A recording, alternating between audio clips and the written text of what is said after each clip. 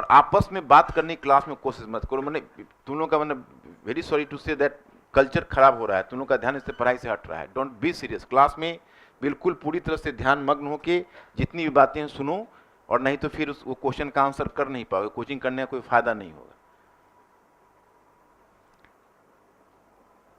देखो ये जो चीज मैंने बताई ना, लोग लिख नहीं पाते हैं परीक्षाओं में। जैसे तुमने भी 13वीं से 15वीं सही तक पूछा ना, जब क्वेश्चन जब पूछा होगा जिस साल, तो बच्चों की कॉपी में उठपटांग बातें गई हो। किसी को एग्जाम हॉल में जो वर्तमान जो पढ़ाई की पद्धति है, उसमें किसी को एग्जाम हॉल में जाके याद ही नहीं आता कि 13वीं से 15वीं सदी के बीच कौन बंदरगाह, कौन आइटम्स, कौन काल, ये नहीं आता। ये तभी आता है जब इंटीग्रेटेड रहता है। मेरी बात समझ रहे हो कि नहीं? वो आपको बताएंगे नहीं, अमुक जी आपको नहीं बताएंगे, लेकिन अमुक जी ने लिखा नहीं। जो लिख डालता है वो तो सिलेक्ट हो ही जाता है, लिख नहीं पाता है, वहां याद नहीं रहता है। क्योंकि मैं तो टेस्ट लेता हूं ना यहां भी, तो कॉपी तो मेरे पास आती है उन्हीं बच्चों का जो 10 दिन के बाद मेंस देंगे। तो यहां दिख जाता है ना कि 10 दिनों के बाद क्या हो जाएगा। तो उसमें जिसकी कॉपी यहां दिख जाती है तो लग जाता है कि वहां दिख जाएगा, और जो यहाँ नहीं दिखता है वहां नहीं होता है। तो प्रैक्टिकली क्या होता है कि जैसे देखो अभी अब क्वेश्चन पूछा, मैंने लिखवा दिया, अब तुम्हारे नोटिस कर लो कि 2016 में या 2017 में पूछा था। लेकिन जब 2017 में पूछता है, वहां बच्चे को जो अपनी समझ से याद रहता है वही रहता है। तो चूंकि बच्चे समझ बेस्ड पढ़ाई जो नहीं करते, वो प्रैक्टिकली लिख ही नहीं पाते, क्योंकि उनको कहां से ध्यान आएगा कौन सा बंदरगाह है, था खंबात इंपॉर्टेंट था, अमुक अमुक आइटम्स इंपॉर्टेंट थे, अमुक जहाज आता जाता था, मलक्का से संबंध था, यहाँ से संबंध था, तो उस दिमाग में नहीं रहता है। तो इसलिए तुम लोग को मैंने मैप क्यों करवा दी, अदन याद रहेगा, अलेक्जेंड्रिया याद रहेगा, वो सब जैसे याद रहेगा, आगे पीछे ऊपर नीचे किसी तरह करके क्वेश्चन का आंसर तुम लिख के चले आओगे। पूरा का पूरा पेपर होता है, उसमें मैप भी होता है, पहले क्वेश्चन एंशिएंट का करना पड़ता है। तो उसमें क्या होता है कि लोगों का ध्यान नहीं जा पाता है उधर, वो मिस हो जाता है। तो इसलिए यहाँ पर कॉन्शियस रहना बहुत जरूरी है। हमको याद है कि जब वो पूछा था कि सल्तनत काल में नगरों के विकास पर टिप्पणी करने के लिए, फिर मुगल काल भी है, मुगल काल सल्तनत काल का हिस्टोग्राफी का भी एक दो इशू आएगा जो मैं डिस्कस करूंगा आपसे।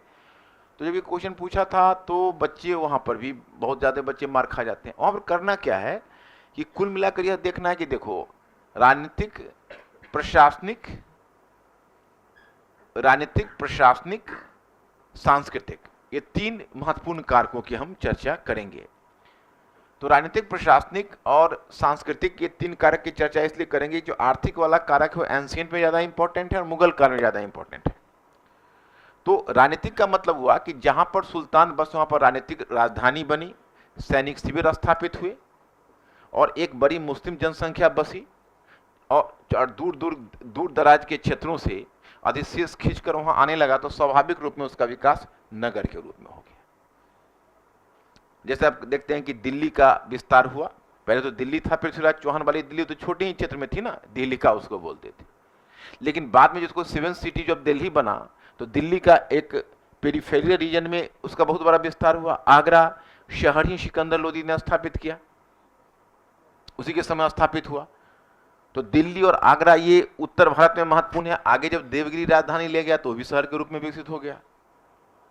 तो मतलब जो राजनीतिक राजधानी है उसको तो नगर के रूप में विकसित होना ही है। दूसरा पॉइंट बन जाता है एकता मुख्यालय।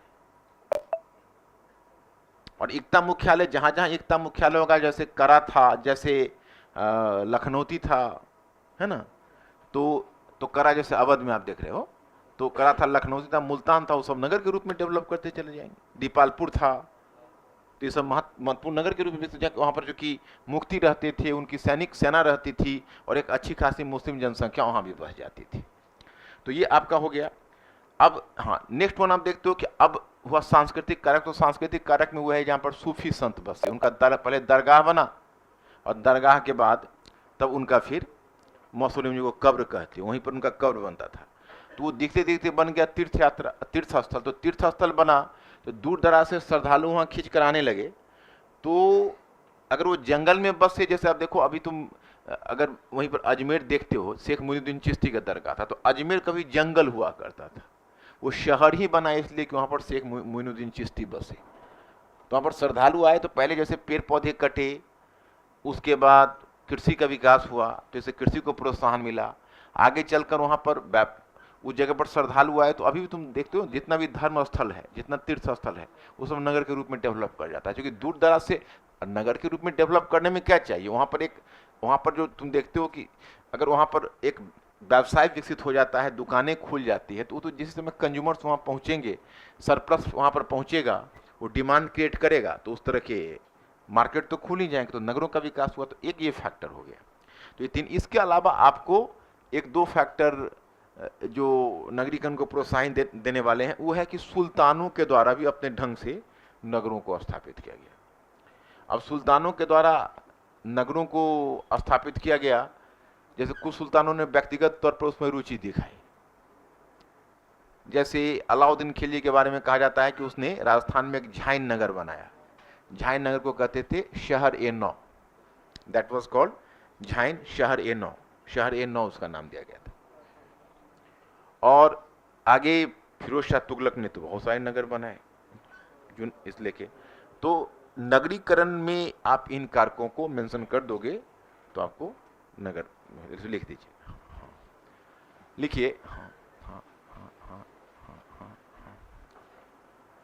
देखिए ऐसा माना जाता है, ऐसा माना जाता है, तो आवाज नहीं, आप लोग शांत हो जाए प्लीज। दर्द हो रहा है क्या? तो डॉक्टर से चेकअप नहीं कराया? करवाया? क्या बोल रहा है? क्या? तो आवाज नहीं, आप लोग शांत हो जाए प्लीज। हाँ, क्या बताया?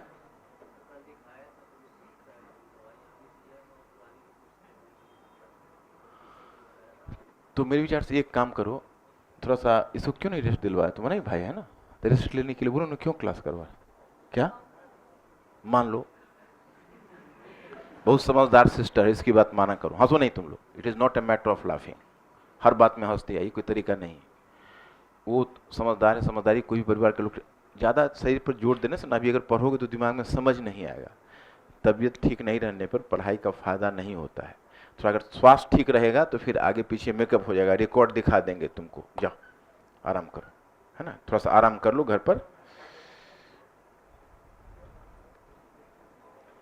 तुम सिंसियर हो, तुम्हारी सिंसियरिटी का हम कद्र किया कि भाई इस बीमारी के बाद भी तुम आ गए, लेकिन रेस्ट लेना भी आवश्यक है। अगर शरीर पर ज़्यादा स्ट्रेस पड़ेगा तो हो सकता है कई बार आदमी फेंट कर जाता है, कई बार ये हो जाता है। उस दिन देखो उसके केस में ऐसा हो ही गया था, तो इसलिए जाओ आराम करो। अगर भी बने जहां पर कल्चरल एक्टिविटीज भी इंपॉर्टेंट कारण बना, वहां पर विद्वान बसे, कलाकार आए, तो धीरे धीरे वहां पर गतिविधियां बढ़ी, तो फिर नगर के रूप में डेवलप कर गए। ये जो चार कारण है, ये चार कारण आपको, तीन कारण हुआ ना, तीन कारण। एक कारण अब होगा सुल्तानों की भूमिका, तो उसको नीचे ब्रेक देकर लिखिए। हाँ, हाँ, कि सुल्तानों की, हाँ, सुल्तानों की भूमिका, सुल्तानों की भूमिका। अब डैश देकर लिखिएगा। पॉइंट ए, अलाउद्दीन खिलजी, अलाउद्दीन खिलजी के द्वारा राजस्थान में झाइन, अलाउद्दीन खिलजी के द्वारा राजस्थान में झाइन, झाइन नामक नगर को स्थापित किया जाना, झाइन नामक नगर को स्थापित किया जाना। यह नगर, यह नगर शहर ए नौ के नाम से जाना गया। यह नगर शहर ए नौ, यह नगर शहर ए नौ के नाम से जाना गया। यह नगर शहर ए नौ के नाम से जाना गया।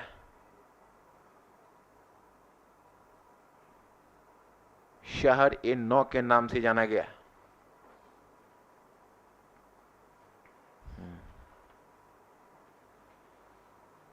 शहर ए नौ के नाम से जाना गया। हाँ, हाँ, हाँ। अब पॉइंट नंबर बी लिखिए, लिखिए फिरोज शाह तुगलक के द्वारा,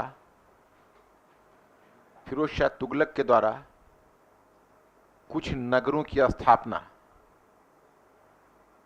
फिरोज शाह तुगलक के द्वारा कुछ नगरों की स्थापना यथा जौनपुर, जौनपुर,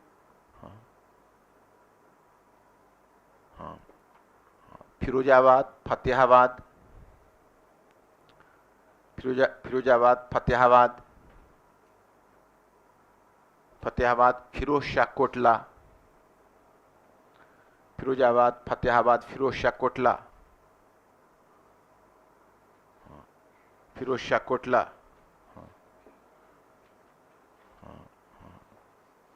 फिरोज शाह कोटला,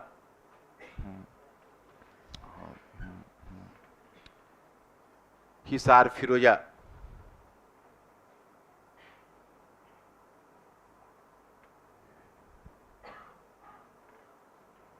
आदि कर दो, आदि। ये तो तुमको याद ही हो गया होगा क्या, राजनीतिक प्रशासनिक। उसमें एक लाइन केवल नीचे लिख दो, पैराग्राफ चेंज करिए और एक लाइन लिख दीजिए। हाँ हाँ लिखिए, हाँ हाँ हाँ हाँ अस्मरणीय। हाँ, यह अस्मरणीय है, यह अस्मरणीय है, यह अस्मरणीय है कि प्राचीन काल, हाँ, यह स्मरणीय है कि प्राचीन काल और मुगल काल के विपरीत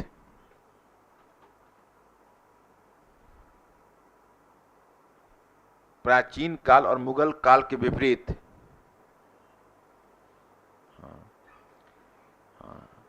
विपरीत जहां के काल की तुलना में इस काल में श्रमिकों की संख्या क्यों बढ़ेगी, क्या ऐसा फैक्टर काम करेगा। तो जब अगर दिमाग लगाएंगे तो एक पहलू निकल कर आया कि जब नए शिल्पों का आगमन होगा और नई तकनीकी का प्रचलन होगा तो नए उत्पादन केंद्रों का विकास होगा, तो श्रमिकों की जरूरत पड़ेगी। दूसरा फैक्टर हो जाएगा कि अगर आपसे पूछा जाएगा कि पूर्व काल, इससे पहले जो भी काल रहा हो, उस काल और इस काल में मुद्रा का प्रचलन पहले काल में ज्यादा था या इस काल में ज्यादा है, क्या लगता है, कंफर्म हो।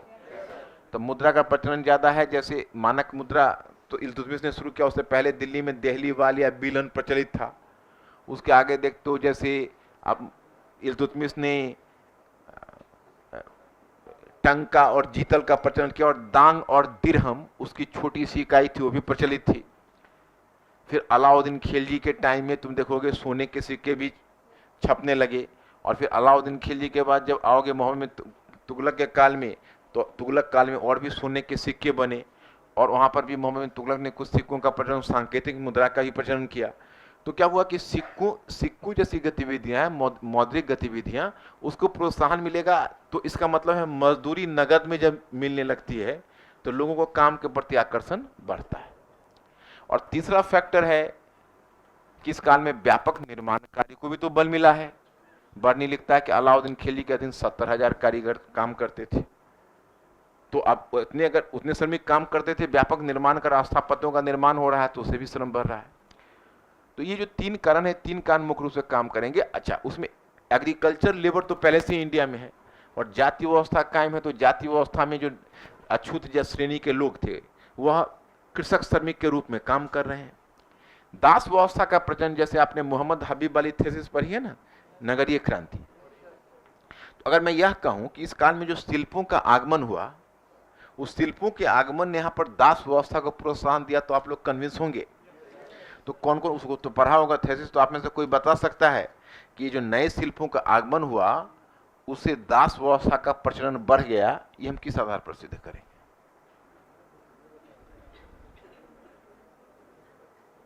तुम लोग अगर जवाब नहीं दे रहे हो तो आश्चर्य की बात नहीं है, बल्कि जो जवाब दे रहे हो वही आश्चर्य की बात है। क्योंकि नगरीय क्रांति, दास व्यवस्था का प्रचलन, मोहम्मद हबीब क्या बोलते हैं, इरफान हबीब क्या बोलते हैं, ये सब कहां बच्चा हिस्ट्री का जान पाता है। हिस्ट्री का मतलब तो केवल तथ्य लगाता है, तो ये तो जान ही नहीं पाता। तुम लोग को जानवाने की कोशिश करते हैं, तुम लोग थोड़ा सा प्रॉम्प्ट होके जान लो, क्योंकि अगर तुमको सफलता प्राप्त करनी तो बाजार के लोग बच्चों से, अब जैसे मैं श्रमिक पर लिखवा रहा हूं, जब ये पूछा था तो कोई नहीं लिखा इसका उत्तर, खाली मैटेन, वो क्वेश्चन ही छोड़ दिया। 8 क्वेश्चन तो होते हैं ना, तो उसमें समस्या तो ये होती है ना, ABC 3 क्वेश्चन देते हैं, तो एक क्वेश्चन में AB आता रहता है तो C नजर आता रहता है, दूसरे में BC आता रहता है तो A नजर आता है, और किसी में BC आता रहता है, BC नहीं आता है, केवल A आता रहता है। तो ऐसा तो है नहीं कि 8 सीधे देंगे जिसमें से हम किसी 5 को चुन लेंगे। एक में 3 और 3 में एक कमजोर, किसी में 2 कमजोर, किसी में 1 कमजोर। तो इसलिए स्कोप छोड़ता नहीं है यूपीएससी की, कोई बच्चा लोग कोई भी टॉपिक को नेग्लेक्ट कर सके। तो जिस जिस क्वेश्चन में ये था श्रमिक वर्ग, उसमें किसी को अगर 2 पकड़ में आ रहा था तो वो लिख दिया, इसमें कुछ भी लिख दिया, नहीं तो इसको छोड़ दिया। क्योंकि हाँ, आपको तो मैंने रिक्वेस्ट किया कि थोड़ा आप आगे बैठा करिए ना, आपको मैं एक सीट कल दे रहा हूं। क्या आप बहुत दूर रहते हैं ना, और आप बहुत जिज्ञासु प्रवृत्ति कि आपको आगे बैठना चाहिए, इधर बैठ जाइए या इधर बैठ जाइए कल से। क्या इधर भी खाली है ना? आज खाली हुआ ना, कल खाली रहेगा तब। एक उनके लिए एक सीट बना दो, और तुम भी वहां दीवार के इसमें बैठे रहते हो, तुम भी सामने फ्रंट में आओ, तुम भी जिज्ञासु हो थोड़ा प्रकृति से।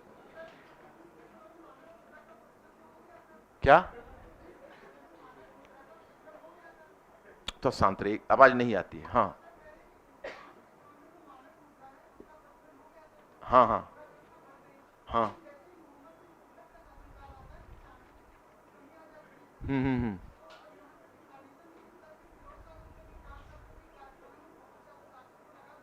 हम्म।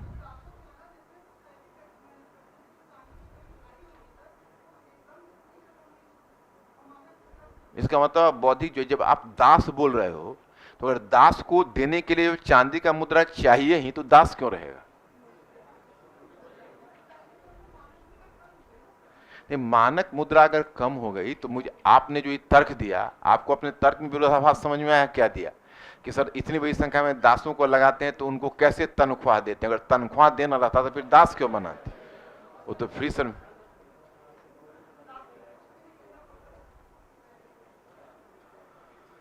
वो दूसरा इश्यू है दास व्यवस्था वाला, इसको दोनों को अटैच मत कीजिए, दास व्यवस्था से उसका कोई मतलब नहीं। क्या